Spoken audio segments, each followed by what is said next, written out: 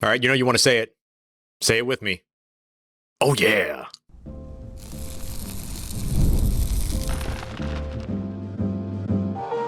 You are Locked On Saints, your daily New Orleans Saints podcast.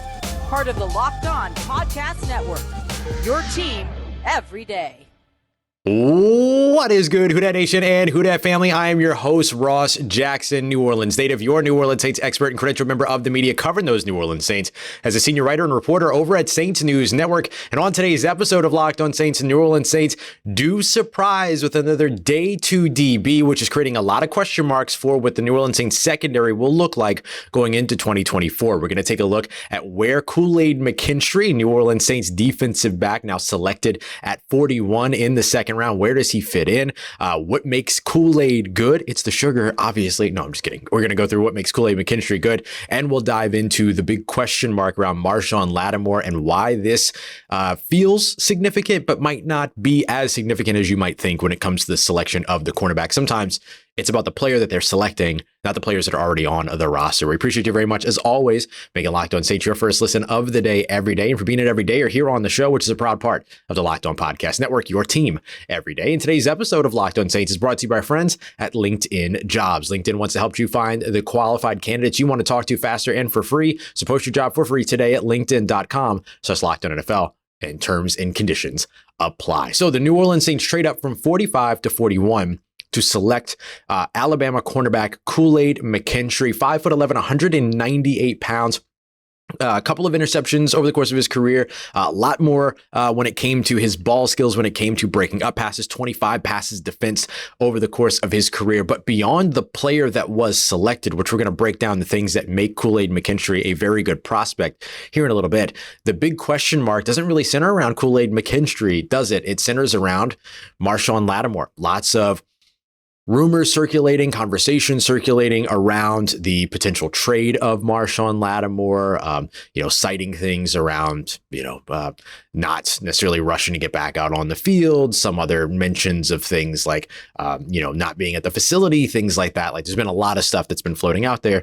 And so I think that the thing that you want to highlight, or that you need to look at here, and that we all should look at here, is that sometimes making a draft selection is about the player that they're selecting, not the player that there have been some wild trade rumors about. And that seemed to have wild trade rumors circulate about pretty much every year. I feel like every year I'm having a bat away, different people that cover other teams asking about, hey, is Marshon Lattimore available for a trade? Or Marshon Lattimore for this player and this pick? Who says no? The Saints say no when it comes to all that. Now, here's what I will say. Can I say for sure that Marshon Lattimore will not be traded? No. And honestly, I would never do that because there's no 0% in the NFL. All things are possible within the realm of the NFL. But I think the thing that's really important here is that for the New Orleans Saints, they need not be concerned about that. Instead, what they're concerned about is trying to put the best roster together. And you saw them make that move up to 41, trading up from 45. All that they did was send away their 168 selection and then their 190 selection in the 6th round in order to be able to move up to make that pick. And I think a lot of the time what you're going to hear about is, well, why would the New Orleans Saints move up 3 spots in order to go up there and select a cornerback when they already have 3 starting caliber cornerbacks? Well, the first thing you got to look at is the fact that there were 2 other cornerbacks taken immediately after at 42 and at 43 that were lesser talents than KoolAid McKinstry, who was overall considered a top 30 selection. Dane Brugler has him as his 30th best player on the board, one of the top ranking players left on the board at that time. And then you also have to consider the fact that this is a team that has always looked at doing 2 things: building in the trenches and then also building up their secondary. This is a secondary-led team, a secondary-led defense, and I think that you saw the New Orleans Saints recommit to that, now having 4 effectively starting caliber corners on their roster. It does create some flexibility. So I will say that I think that this selection is more about the player that they identified and that they wanted, which we'll dive into a little bit about what it is that makes KoolAid McKinstry a desirable prospect based on some of the things that I've heard that the New Orleans Saints love about their about cornerbacks. But I want to focus real quick on the Marshon Lattimore thing. The thing to keep in mind is that even if there is a conversation around, or active, even if there are active conversations around trading Marshon Lattimore, it feels very unlikely that anything would happen pre-June 2nd, right? It's a post-June 1 trade. Otherwise, it's financial just debilitation if you end up trading him away. $30+ million in dead cap that you take on, and you're not saving money against that to make it worth it. I think instead you'd probably be looking at a move to be made June 2nd or later, at which case then you could defer a little bit of that payment, all those other pieces. So that would be the time where something like this could potentially happen. Could it happen? Sure. Does it need to happen? No. The Saints restructured or redid Marshon Lattimore's contract and bumped a bunch of money back to an option bonus that kicks in a week before the NFL season begins. Big thanks to Nick Underhill over at New Orleans Football for getting those details out a while back.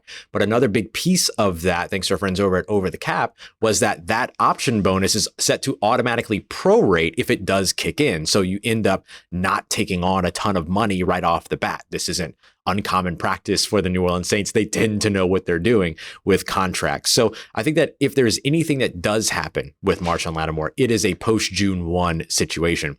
The other thing you have to keep in mind, though, is that it might not even be about Marshon Lattimore at all. Sometimes you want to build up this depth because, A, you only really have 3 corners that you're comfortable having out on the field. You've got other guys in the building when it comes to cornerback, but they're special teams players. Now you've got 4 cornerbacks that you're comfortable having to go to, and you're always going to have to probably go to a 4th corner at some point. So why not go and get the best one available at that time? So that can make a lot of sense. And then you also have to keep in mind that Paulson Adebo is going into a contract year as well. So even if this has nothing to do with the future of Marshon Lattimore, it could have to do with the future of making sure that the Saints are safeguarded in case Paulson Adebo decides, hey, I want to test free agency and I potentially want to go elsewhere this offseason. So this helps to safeguard you around all that. And hey, by the way, you get a really, really talented cornerback here as well. We talked about this weeks and weeks and weeks throughout the show, that do not be surprised to see the New Orleans Saints take an early cornerback, and the day 2 DB trend continues for the New Orleans Saints. Von Bell, Marshon Lattimore, or not Marshon Lattimore, excuse me, Marcus Williams, Alontae Taylor, the trade up for Paulson Adebo in the 3rd round years ago. This is what the New Orleans Saints do. This is where the New Orleans Saints like to go, and they got a 1st round talent at 41. Not too shabby. So let's take a look at what it is that makes KoolAid McKinstry a 1st round talent that the New Orleans Saints ended up being able to land late. We got that coming up for you as we continue on with today's episode of Locked On Saints, part of Locked On Podcast Network, your team every day. Today's episode of Locked On Saints brought to you by our friends at LinkedIn Jobs. LinkedIn has one goal and one goal only, and it's to make sure that you are finding the qualified candidates that you're looking for your job openings, especially if you're a small business, as fast as possible. And they're also trying to simplify the process and make it as easy as possible as well. Don't forget that LinkedIn isn't just some job board somewhere, right? Over 70% of LinkedIn users don't even visit other leading job sites. So when you're using LinkedIn, you're looking in the right place. If you're not using LinkedIn, you might be looking in the wrong place. And on LinkedIn, 86% of small businesses also report getting qualified candidates for the jobs that they posted within 24 hours. Remember how I mentioned too that they're trying to make things easier and simpler? Well, they actually just launched a new feature which helps you write job descriptions easier, quicker. They're checking all the boxes over at LinkedIn Jobs. So post your job for free today at linkedin.com/LockedOnNFL. That's linkedin.com/LockedOnNFL to post your job for free. Terms and conditions apply. Today's episode also brought to you by our friends at Monopoly Go. Look, you know I've got a competitive side, and my competitive side absolutely loves Monopoly Go. It's been downloaded over 150 million times, and it's a great twist on the classic Monopoly that you already know and love, but on the go. It's a hit mobile game that allows you to be able to play hundreds of classic Monopoly boards, including the New Orleans, which Jake Madison over at Locked On Pelicans just got to, in a bunch of crazy different locations, building up amazing cities, and of course, raking in all that big cash as well. And the best part is messing with your friends. You get to charge them out the wazoo for landing on iconic properties, heist their vaults to take all your riches for it yourself. It's just a ton of fun, and it's a really cool way to reconnect with friends, connect with family, all of that as well. And look, it's not just competitive.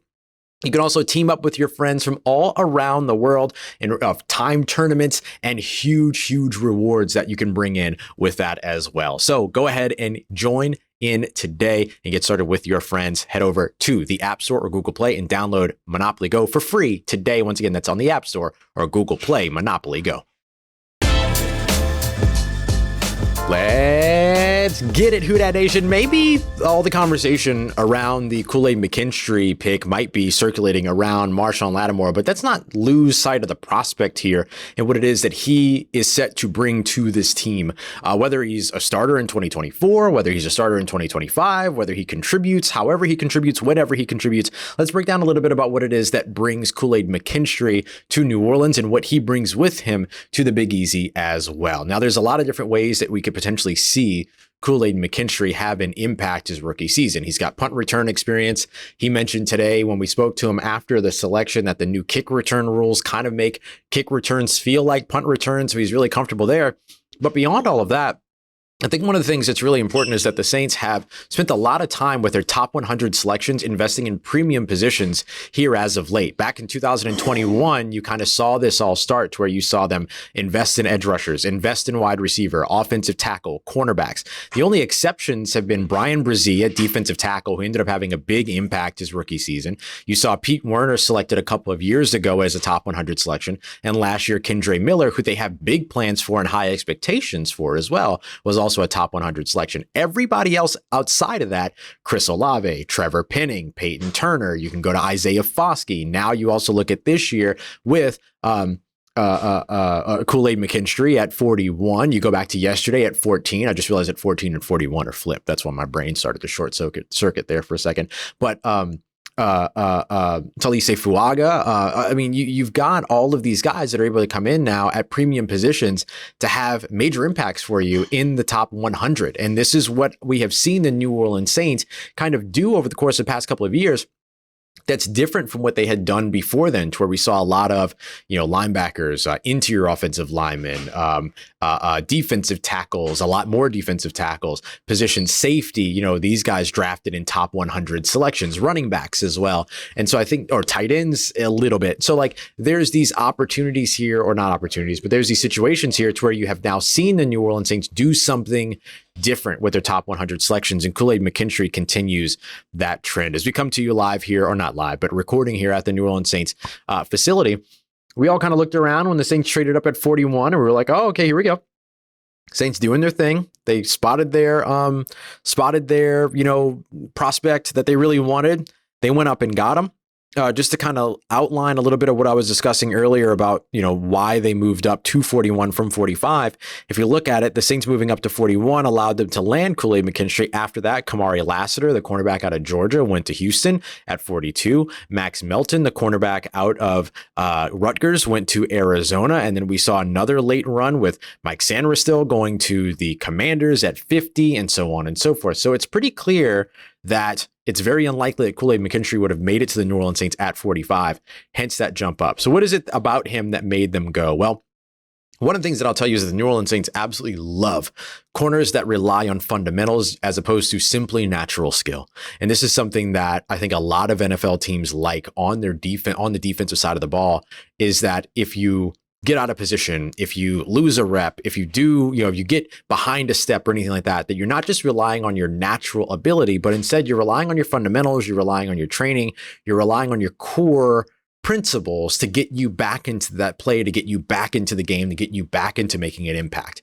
And that's what Kool-Aid McKinstry kind of highlighted about his game. He said, quote, "I play the game the right way." Spoke a lot about relying and focusing on his fundamentals, relying and focusing on what it is that he loves to do in the game based upon the right way to play the game, not just his natural talent. And so I think that that was one of the things that the Saints probably heard and really, really liked about him. We'll be talking to Dennis Allen a little bit later tonight, where we'll get a little bit of that. I also think you're looking at a guy that was an All-American 2 years in a row, first team All-SEC 2 years in a row as well. So you see that he comes in and provides that production. 16 passes defense, so good ball skills from back in 2022, added 7 more in 2023, 4.47 speed. So he's got good speed and nice explosiveness as well with the 34.5-inch vertical leap. But I think the other thing that makes him so desirable for this New Orleans Saints system is coming out of Alabama and Nick Saban's defense. It's a defense that asks you to play a lot of press man, and then you're transitioning from that to a Dennis Allen defense that asks you to play a lot of press man. He has the versatility to play outside and inside. However, he's only played about 28 slot snaps throughout his career. in college, but it seems that everybody believes that he could potentially move inside. So maybe there's a chance for him to compete with Alontae Taylor for some immediate opportunities there. You also see a lot of opportunities where he could potentially end up challenging on the outside as a perimeter corner, or potentially stepping into a role if one of those roles does become vacated over the course of the next couple of years. There's lots of opportunity for him to find ways to contribute. So I think this is a selection that was a little bit more surprising in terms of who the prospect was, but knowing that the Saints always consider defensive backs in the second day of the NFL draft, it's not super surprising that they would at least go to the position. But it seems that having connections with guys like Mark Ingram and Roman Harper, who have spent a lot of time in Alabama here as of late, Mark Ingram, of course, working as an analyst there, the Saban effect, the defense there that feels very akin to the defense here in New Orleans, that there could be a very clean transition going from that Alabama game into the game here in New Orleans. So it's clear that he's going to have a fit.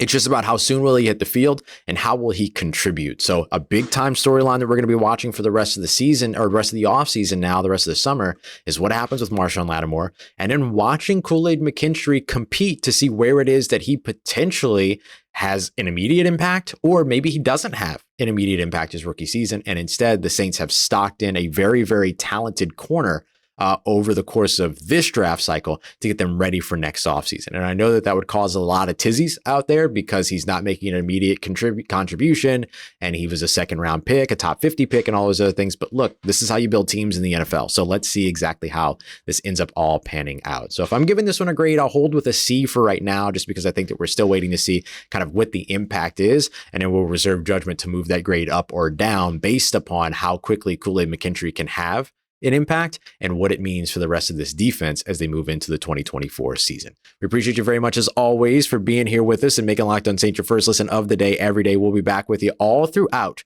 training camp, all throughout the NFL draft to keep you up to date. We got a big day tomorrow with rounds 4, 5, 6, and 7. I'm recording this a little bit before the third round is over. So, of course, if anything happens and the Saints trade up, we'll be right back with you here to get you more information on whatever that prospect would be, which would be a big time prospect, I imagine, because you're probably going to have to move future draft capital to get back into the third. So we'll be keeping you up to date here all throughout the weekend. Thank you very much, as always, making Locked On Saints a part of your day, part of your routine, for saying yes to me on the show. As always, if you see me, please say hi. And if you need anything else around your New Orleans Saints in between these episodes, make sure you follow me on your favorite social media at Ross Jackson, NOLA. Hit me up. Let me know how the family's doing. Let me know how you living. Let me know how you momming them. And trust Who Dat Nation. I'll holla at you.